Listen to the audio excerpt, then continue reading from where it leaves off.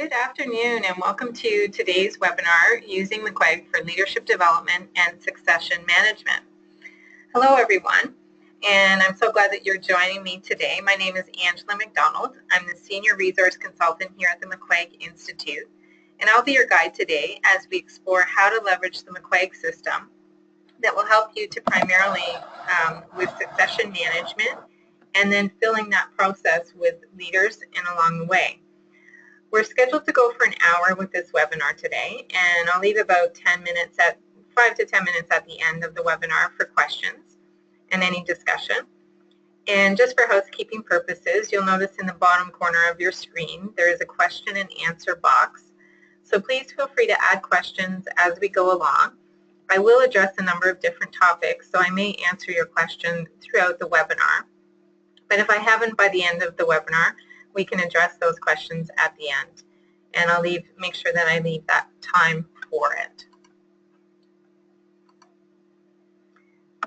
So without further ado, we start with a very simple and straightforward definition of succession management, which is from the HR Council. And succession management is identification and development of individuals with high potential for taking on leadership positions. Now that sounds very simple and straightforward and easy, doesn't it? Well, we find when we talk to our clients, although this definition is very straightforward, there always seems to be challenges. So we start off by looking at the challenges our clients tell us about the phrase lack of, because it seems that succession management is sometimes a bit of a bigger animal to tackle than one might anticipate. And when they first look at it, so there's often things that are missing to make it all come together. And what our clients are telling us is that this is missing. So certainly we're looking at the succession management challenges. There are not any particular order. In one matter that is missing is an understanding of the internal talent of an organization that already exists within. So as our clients are looking at the future and wondering who's going to fill various roles and more progressively senior roles within the organization, they then look at the people within that organization and they see them there. However, they're not sure they know whether these are the right people who can move forward or not. They just aren't sure. So this lack of understanding seems to exist. The other side of that question is a lack of understanding in regards to what the future roles are going to be. We all know that we're living in a world that is changing at a speed that is challenging us to keep up and that gets faster as time passes. So some questions that arise are, where are we going? What are our organization goals? And what direction are we heading in? And where's the industry going, or our competition and our customers? What are we going to be doing 2 years from now, 3 years from now, 5 years from now? If that's hard to pinpoint, it's certainly difficult then to pin down what roles are going to be required to meet the needs of the marketplace in the future. If you think of those first two bullets, you could call it the gap analysis. The talent we have and understanding that and the future roles that are required is important. And what's in between there? Well, certainly if you're going to actually be moving people up in the organization into various roles and taking on more and more responsibilities, then there needs to be some opportunity for them to learn and grow, which is through the development, training, and mentoring, and those kind of activities. That's a piece that a lot of our clients do focus on, but again, it always seems to be that there's a lack of resources to be able to put behind that in a way that they feel is required to fulfill those things that are called succession management.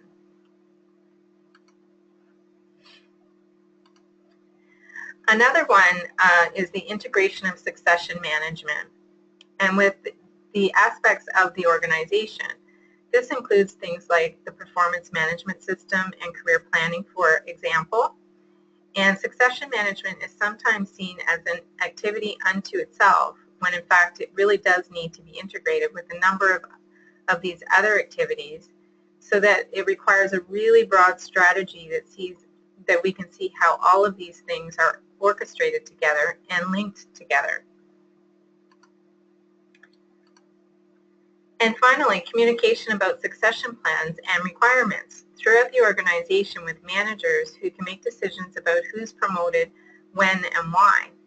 And perhaps maybe even more importantly, the potential candidates that could move up in the organization through an effective succession management process are often those people who are high performers with high potential. Those people often have a lot of drive to get ahead. That's part of their makeup, and probably why they are high performers and have high potential. If they're not aware of what the future could hold for them in the organization, there's always a risk of them moving on somewhere else, and that could be a real tragedy for both the high performer and the company. If, in fact, they could really advance within the organization in a way that was very fulfilling to them and to the organization, however, they lacked awareness of it. This is often due to a lack of communication or an inability to get that message out to the people in an effective way. And this is another challenge that we hear about. So our purpose today, given those challenges that I just mentioned and that you're all experiencing some of them to some degree, is to gain a deeper understanding of how the McQuaig system can help with your succession management and therefore your leadership development of your staff within the organization. Today we'll take a look at the agenda here and what we're going to cover. So first of all, just making a little bit of a case for succession management. Why should we really pay attention to that? Why should we care? It seems like a big task to take on. And how important is it really? And we're going to take a look at all of this. We're also going to look at some of the best practices of succession management. And we'll look at how the McQuaig system can actually help with aspects of those best practices. And more specifically, we'll look at defining future roles that are required for the organization.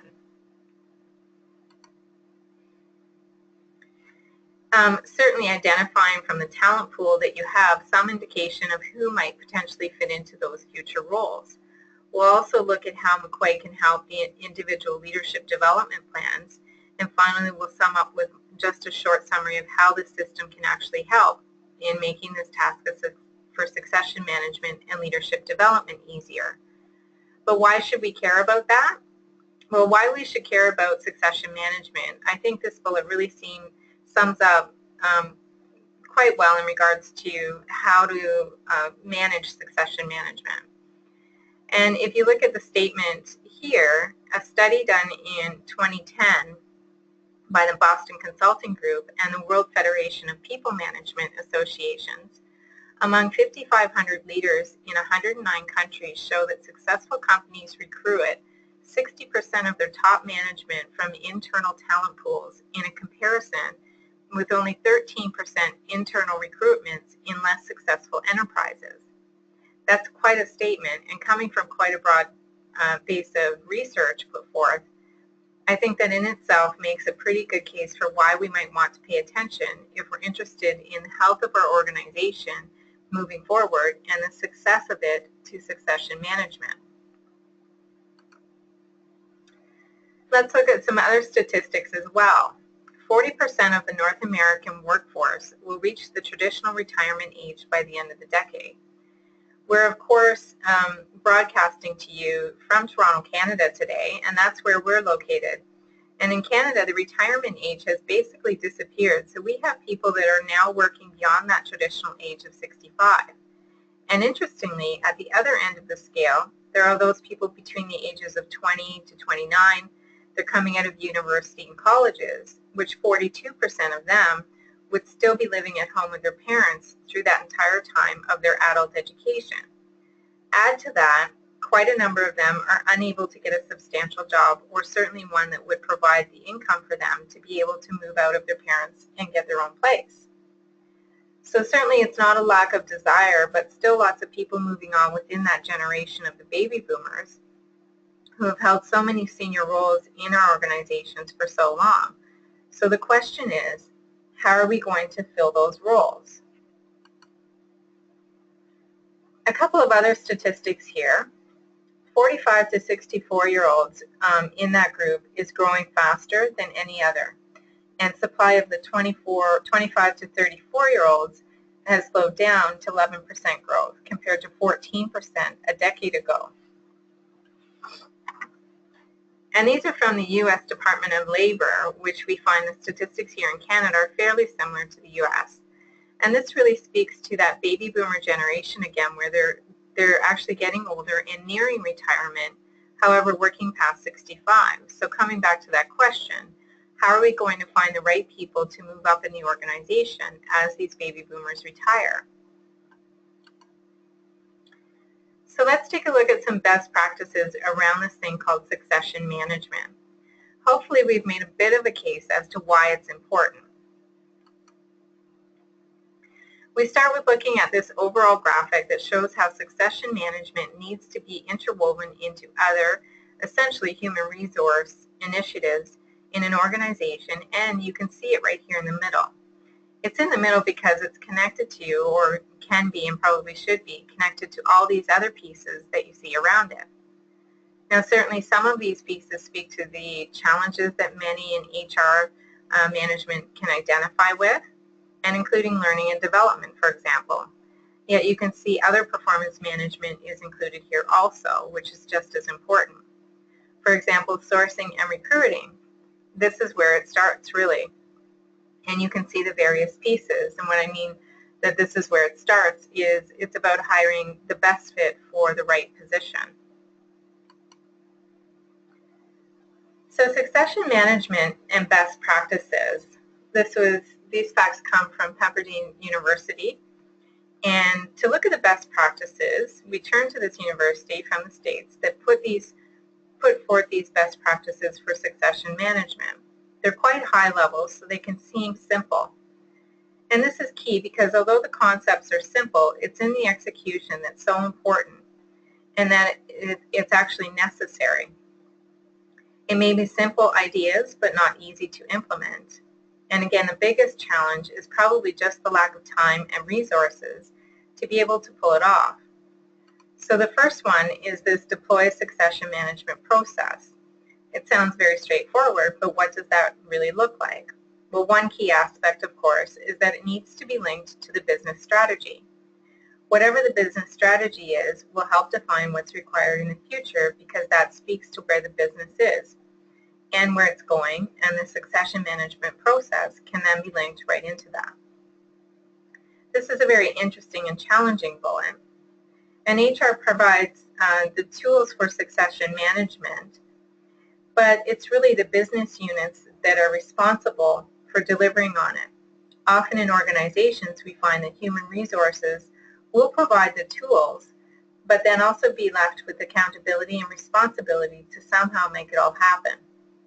That's challenging because they're not necessarily out in the field with all the various people. They're not linked into who's doing what or where, and they certainly know on a fairly high level, but not on a day-to-day level.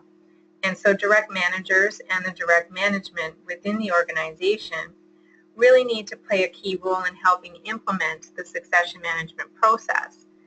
Then, of course, in this day of technology, really utilizing technology to make it easier is beneficial, because you can probably get the sense if you're trying to understand who's in the organization and matching them up with future roles. There's a lot of information and a lot of data that can be captured, measured, compared to, and contrasted against. So how can you use technology to help make that easier? Certainly, we now have a lot of human resource type management systems that can help with that are online. We also have succession management with best practices, and this next broad heading under our best practices is identifying the talent pool. And the talent pool you have and the future organizational requirements, really, how do you do that? Well, you use a core set of leadership competencies to define the future leadership roles. How do you define those roles? Well, it depends what competencies are going to be required, and of course, what then comes out of what the business strategy is. As we talked about it on the first slide of the best practices, then a continuous cyclical process of identifying future leaders. Again, you can see how the time aspect of this is so critical.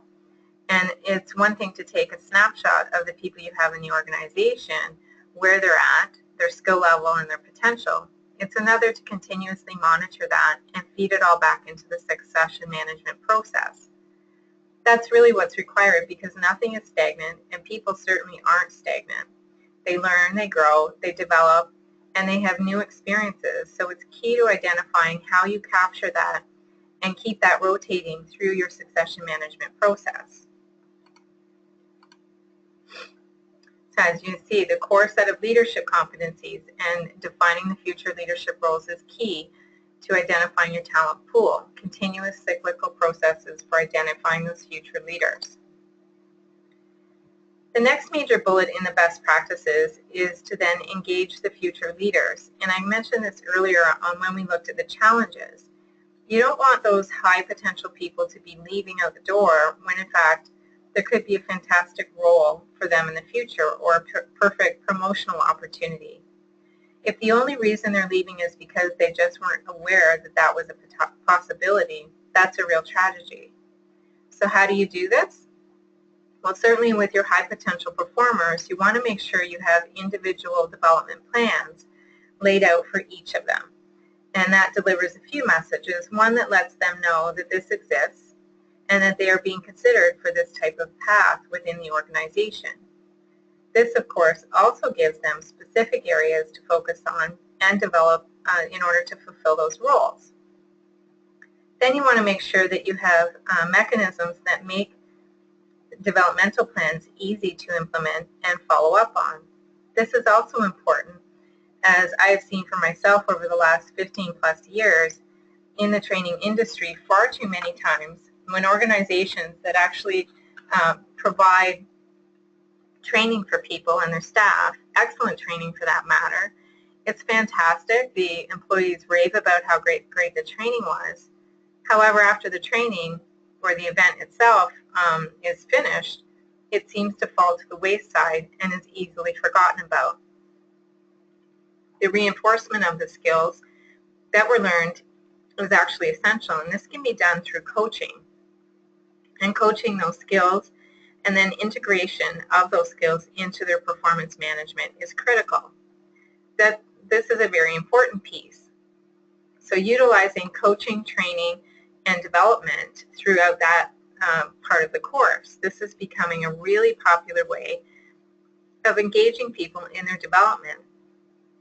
And it is utilizing the actions, the learning, the special projects, and web-based development activities that are available. This in turn will make your learning not an actual event, but a number of events and a series of events, some of them bigger, some of them smaller, so that the learning and development is an ongoing process.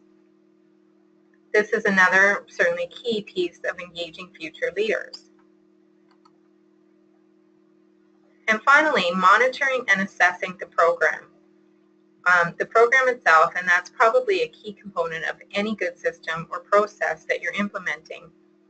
And this is to monitor and assess how it's actually going so that you can make adjustments.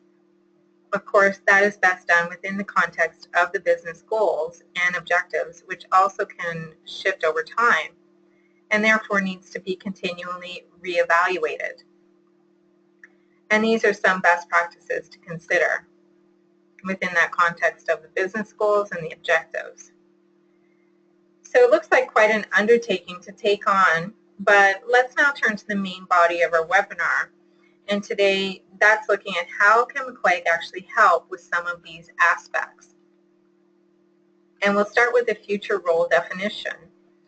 What are we going to actually require in the future? So McQuaig certainly won't help define the organization's business strategy, but once the business strategy is defined, McQuaig can really step in and help define the roles that will help support that business strategy moving forward. So if we look at how that works, in our best practices, we looked at how to define those roles, and it talked about competencies, identifying the competencies that are required for the role.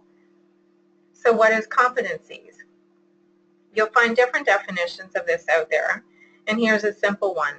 It's skills plus the person's knowledge, plus their values, plus their behaviors. All of that creates a competency or a series of competencies. And here's some things that we actually know. Skills can be trained, so that's good. Knowledge can be acquired. Values, to some degree, can be instilled, and behaviors can be modified. But this is really where the McQuaig system comes in, and the person will not consistently behave in a way that goes against their natural core temperament. They can adjust and modify and adapt, absolutely, but in the long run, we have our core temperament, and that will actually be more consistent in the ways that we behave, and if we're going against our core temperament.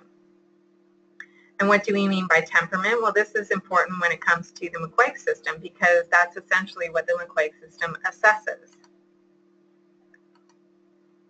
It's looking at temperament itself. So from a dictionary definition of temperament, here's what they describe it as the tendencies peculiar to an individual, the natural disposition. I often describe it as the DNA makeup of a person's personality. That really doesn't change very much over time, and the core essence of our being. And to make that point, make a key point around that, when we run our McQuaig System certification workshops and we're talking about temperament, we always use this little exercise with the group where we ask how many people in the room have children? How many of you have more than one child? And a number of people put up their hands, and we often pick a volunteer and we say, okay, let us ask you this question. When you think of your eldest child and your next eldest child, are they different from each other? And the answer is usually absolutely yes, extremely different. Then we ask, how old was the second child when you realized that they were different than the eldest child? And how much time had passed since you realized that since their birth? And the answer typically varies from 6 months all the way down to about 5 minutes. So then we ask them, now that your children are a little bit older, are they still different from each other? And again, the answer is always yes.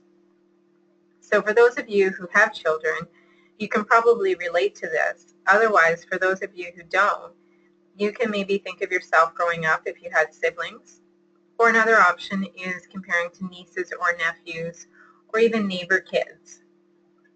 And what we find from this example is that people tend to either be born with it or it's instilled in us at a very early age.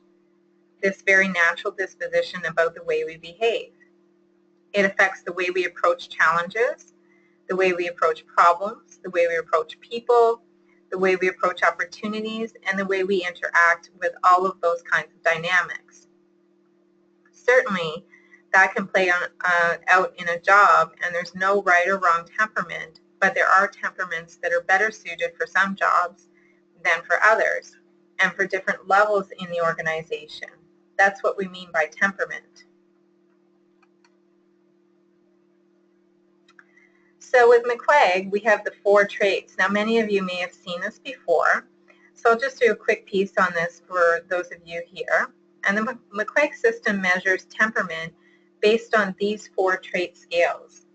First to note, looking at the numbers down the left-hand or right-hand side, the McQuaig system measures temperament based on the 4 traits either above or below what we call the midpoint line, which is the 42 line. And it's that dark line in the middle of the graph that you're looking at. And each trait is like a spectrum, and the 42 line is really the midpoint of where that spectrum is. So what we get are these 4 traits or the trait scales. The first one is dominant. So people above the 42 line, as you can see, the descriptive words here that describe someone who's dominant. They essentially want to be dominant or be the dominant person in the room or in a group or on a team. They want to be in charge. They're very comfortable with that, and in fact, they thrive on it. We sometimes call this dominant trait scale the power trait scale. Below the 42 line, we have accepting, which is really saying that people below the 42 line are very accepting to having somebody else in charge. that's cool with them. And in fact, they're much more comfortable with that or having it that way. So you get the kind of descriptions you see here. The green bar is the social trait scale. People above the 42 line are social. Wow, they're really the people's people, and they love to be around people, as you can see the descriptive words there, and sometimes called, or we reference to this as the people trait scale. Below the 42 line, with the opposite of the sociable, we get people who are more analytical. These people tend to have more of a coolness about them, and they would rather focus on details, facts, and figures, be logical, and deal with the facts in the work that they do. They can be very impersonal at times. The next one, the blue trait scale, is we reference to as the relaxed trait scale, or sometimes called the pace trait scale. And this really speaks to the pace that people like to work at.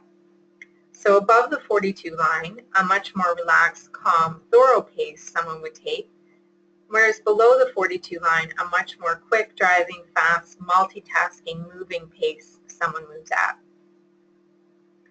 The last one, compliant, we sometimes call this the rules trait scale.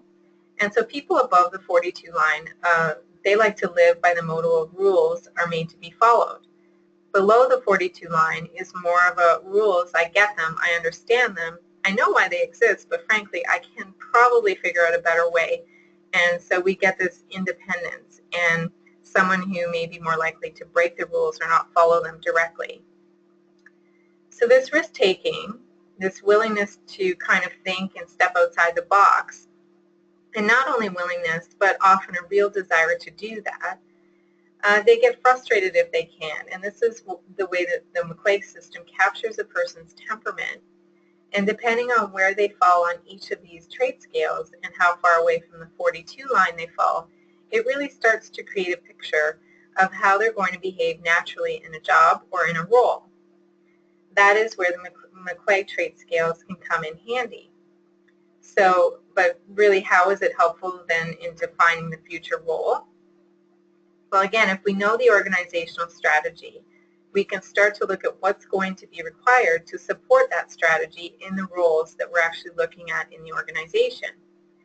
There's two components here that McQuaig has as part of the system. The job analysis and job survey, starting with the job survey, this assists in creating a benchmark for a position you're hiring for. It asks 21 questions about the job. It'll take about 15 to 20 minutes to complete. It's usually completed by internal staff, and it creates a profile of the ideal candidate for the position. It'll provide focused behavior-based interview questions, and it can be completed online. The job survey itself, there are two steps to creating the benchmark for a position. So one is the job analysis. And really this is the pen to paper activity where you need to write out the job description itself, what the responsibilities are, what's going to be needed in that role. And this is usually done in discussion amongst managers or directors, stakeholders that are discussing the position. The second part is the job survey, as I just mentioned, and this is the part of the McQuaig online system that really defines or helps you define the behavioral or temperamental requirements of each of the roles. So the McQuaig Job Survey is 4 groupings of words with each question, and you're asked to prioritize them based on success in the job and what it requires in an individual. So you prioritize the descriptive words, completing the 21 groupings or questions of these words, which then creates an overall, what we call temperamental job profile or benchmark. So creating a job survey, there are 3 methods or different ways that you can actually create a benchmark. And the first one is an individual can actually do it, thinking about the future job and then what's going to be required from a temperamental standpoint. That individual could be you as an HR manager or director. It could be the one person that works in that position that's very good at it. Maybe they're retiring. They're the only one that has ever experienced it. You also have your stakeholder method. So you can have a number of your stakeholders, which might be your managers, supervisors, directors, executives, etc. You can have them input this by completing the job survey. And then from those 5 or 6 or however many staff had completed the job survey, you can create a composite. And that's where the system will calculate the scores of each of the job surveys completed through an algorithm and create a composite, or benchmark as we call it, which would describe that position and the scores for each trait. And thirdly, you can choose your top performers in the role now. So if you look at McQuaig profiles, and specifically those in the role, and use this as a starting point for the ideal profiles that's based on the outline, this can help identify the scores and where they need to be. So something interesting that we've just completed that I thought you would find interesting also and appreciate is it's really just to show how the McQuaig system does help define the temperamental requirements of different roles and different levels. So with top performer benchmarks, this is where you have the option to allow them to complete, the staff members complete the word survey, create a composite from those word surveys, and that becomes your benchmark scores for the job survey. So you'll see here, this is an example of combining different surveys. And there's a vice president, director, manager, supervisor, which is a spectrum of management in an organization. And you'll notice the scores. It includes the dominant, sociable, relaxed, and compliant scores. And on this slide, so you could also see the subtle differences, the interesting part of it is where these profiles that you're looking at came from. We just recently looked into our database of existing job profiles, and there's thousands and thousands and thousands of them. We then grouped them into categories or any under job profiles and have the term vice president in it.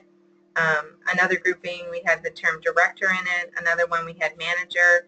Another one, we had supervisor. So it could be a supervisor of whatever, but if it had the name supervisor in it, we captured it. And then we took the average scores of all those job profiles that exist in our system. Now again, these job profiles are coming from all of our clients around the world, so a broad spectrum of organizations, industries, size of organizations, types, even geographically, there was differences. And yet when we look at the average scores for these roles that have similar same titles in them, we can see the differences required in terms of the dominance in each of the roles and the compliance. Now you may say, well, if I look at vice president versus director, the differences aren't that strong. It's 66 versus 64 in dominance, 49 is the same, 24 and 25, 29 and 30 in compliance, so it's pretty similar. But remember, these are just averages coming from thousands of job profiles. So our client organizations are in a sense telling us that there are some differences between these levels of roles and what's required in terms of their level of dominance, their level of independence, and some of the other things. So what really does matter at this point is within your organization, you can actually create different job profiles, a temperamental profile based on what you think is going to be required in the future, and that's linked to your business strategy. Now, of course, for those of you who haven't seen this, just so you know, when you complete a job survey or you enter scores into a job survey, you then get a report, and it actually provides you with a graph profile looking at the 4 traits and the range of each trait that a person could score in and be a strong match.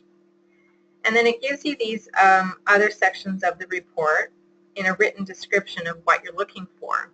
So the profile itself is the graph. You get an interpretation report, which is an overall view of each of the 4 traits.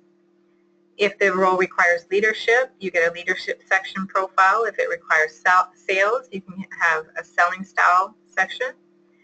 Then there are additional interview questions that come with that. outside of what you get in the word survey. And you also get reference checking questions.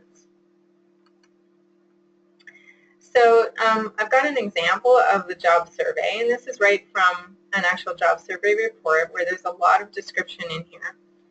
And this is just to give you a flavor of it. It gives you these kinds of insights into what you're actually saying that you're looking for.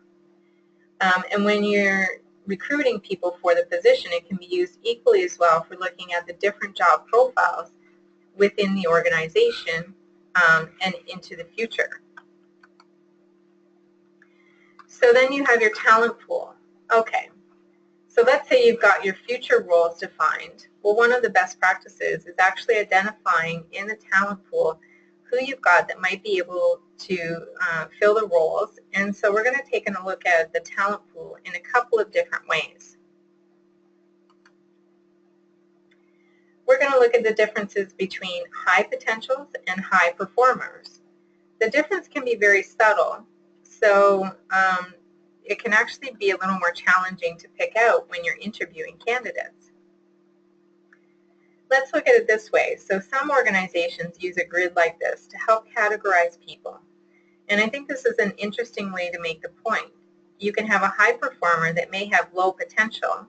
In other words, I'll just pick the role of sales, for example. And that's an easy one to think about. So if you think of a salesperson who's a really high-performing salesperson, just blowing their quota out of the water year after year, but maybe they're just not designed or destined to be a sales manager or a director of sales or even a VP of sales. They should just be out there day in, day out selling, and that's what they love. They love the sales part. They're great at it, and it comes naturally. They're high performance, low potential. Potential in terms of moving up in the organization. An interesting term, if you think cash cow, great. Wouldn't that be great to have cash cows around? Then, of course, you see how some of these other descriptions play out. So high potential but low performance. We've got the loose cannon, which is interesting. Then, of course, the ultimate is the high and high. You've got the star candidate and the high potential, but an interesting way to just start to think about people within your organization and where they might fall within these categories. What's the difference between high performer and high potential? Well, let's first take a look at high performers. So with high performers, they're highly confident at what they do. They're technically sound, they're enthusiastic and loyal, and they need growth. These people, they want to be able to get better at what they do, and that all sounds great, right? That could be a high performer and a high potential. Well, let's look at the difference. A high potential, interestingly enough, they tend to be top performers. They're highly competent, they're technically sound, and they're enthusiastic and loyal. But here's the key difference. Again, it's subtle in what the difference is, but they need advancement and increased responsibility. So we get this difference between high performer and high potential, which is high performers can be excellent at what they do. High potential are excellent at what they do, but they need to move up in the organization and take on more responsibility, and I emphasize the word need. They don't just want to, but they actually need to. It's just part of their DNA. They're made up that way, and if they're not getting that in their organization, they will typically over time find somewhere else where they can go get that. Again, it's so important to identify these people and engage them in a succession management process that captures their hearts and their minds in enthusiasm for moving forward and advancing in your organization. Now, another definition of it from a book called The Leadership Pipeline is that potential is based on accumulated skill and experience as evidenced by past achievement, the ability to learn new skills, and willingness to tackle bigger, more complex, or higher quality assignments. Again, that need for expansion is the key differentiator when you talk about potential. Then we have performance versus potential. Here's a couple of other interesting things to think about when looking at performance versus potential. All high potentials are high performers, but the reverse is not true. Leaders are often seduced by high performance, but the boss is not always the best judge of potential. And if the boss is the best judge of it, and they're seduced by higher performance, how are you going to weed out these people to identify the most high potential? Well, we say an integrated approach is really important. So you definitely want to look at a number of aspects. First of all, the results through performance appraisals and that kind of thing. A multi-rater or feedback systems on not only their performance, but their potential to take on other tasks, other management assignments, and those leadership skills, those kind of things.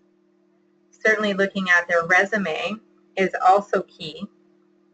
And we have to think of the resume when we think about hiring someone, but people can capture what they've accomplished within your organization over time as well. What are they saying about their skills and abilities? Certainly behavior-based questions that are used in interviewing is key. And again, we think of that when we're hiring somebody. But why not conduct a formal behavior-based interview for somebody that you're thinking about promoting? It can also be done with your internal staff. And the exact same principles apply, so why wouldn't you do that? A behavior-based interview with a manager, this is like reference checking in the recruiting process. Although you're doing it with the real manager, but again, you don't want to just talk to them about the person. You want to ask them behavior-based interview questions about the person. Tell me a story about when Joe did this or that. You also have job rotation. Often we see organizations moving people to get broader experience, but also evaluating how they're performing in those roles and what their potential is to take on different or additional responsibility. Then last but certainly not least is just the order to actually make the point, the McQuaig Word Survey. And this identifies their temperamental profile and how well does it match up with the temperamental profile you've actually created for the role, or the benchmark as we call it. Now again, we've got the trait scales, and I just put these up here to remind you of the traits because I'm going to show you a very interesting piece about the McQuaig system and how it can actually predict or differentiate from high performer to high potential. So here it is. Some of you who've maybe seen this through our certification workshop will recognize this. Now lots of different profiles can come out of the McQuaig system. They all fall within two broad categories. One is called the generalist group and one is called the specialist group. You'll notice there's a key difference between the generalist group and the specialist group. It has to do with the red bar and the yellow bar. Take a look at the dominant trait, the red bar, or the yellow bar, which is the compliant trait. In all the generalist profiles, we've got the dominant trait scale above the 42 line, and the compliance trait scale is below. So in the specialist profile, it's the opposite. Do you see that? The red is below, and the yellow is above. And that's because there's a strong correlation between those two trait scales. And that's why 90% of the cases we get them being opposite of each other, but these create those two different categories. Now, why am I telling you this? What does this actually have to do with high potential and high performer? Well, here's a slide from Burson and Associates that talks about high performers and high potential. And interestingly, this has nothing to do with McQuaig. Although I saw this and I thought it was quite amazing in comparison. So this is essentially saying what McQuaig identifies with the assessments when we talked about generalists and specialists. So notice on the left, we've got high performers, and they're following typically a professional career path. In other words, look at where they come to as a subject matter expert. In other words, they're just like McQuaig specialists. They tend to specialize on a particular aspect of work. We often find McQuaig specialist profiles fit with people who are in positions such as accounting, engineering, surgeons, these kind of specialties. Even Burson is saying that these people are high performers, and what they tend to do is become subject matter experts, which is very important. Whereas on the other side, we get the group that they call high potentials and look at the career path there. It's moving up in terms of responsibility when you look at the levels of management right up to the top management level. Now, what's the point here? Well, the point is that I wouldn't base your entire decision about whether somebody's a high potential or a high performer on McQuaig, but this can give you a great insight. Are they leaning more to being high potential, which would be a generalist profile? And you can look at their profile itself. If the red bar is above and the yellow bar is below the midpoint line, that's a good identification or indication that they fall into that. Potentially, that's a high potential group or camp. If the red bar is below and the yellow is above, the high indication that they're falling into that specialization subject matter expert group, which would be more the high performer. Very powerful insights that you can actually gain just by looking at a person's graph or McQuaig profile graph. So here they are again. That's all great, and as you can see where the trait scores are, we do have some definition around future roles, and we can look at the talent pool and whether they're high potential or high performer and how their McQuaig profile fits with the job profile we've created for the future. So what about their development now? How do we get them from where they are now to where they want to go? There's a lot of elements that go into this, and this is how McQuaig can actually help with that. Now, you may recall, if you've seen anything around McQuaig before, that we have a three-step process. Defining the job and assessing the candidate, as I spoke about earlier. That's the first step. Your second step is assessing the candidate through the word survey. And finally, this last step is completing the self-development assessment report. And this will help you retain and develop your employees.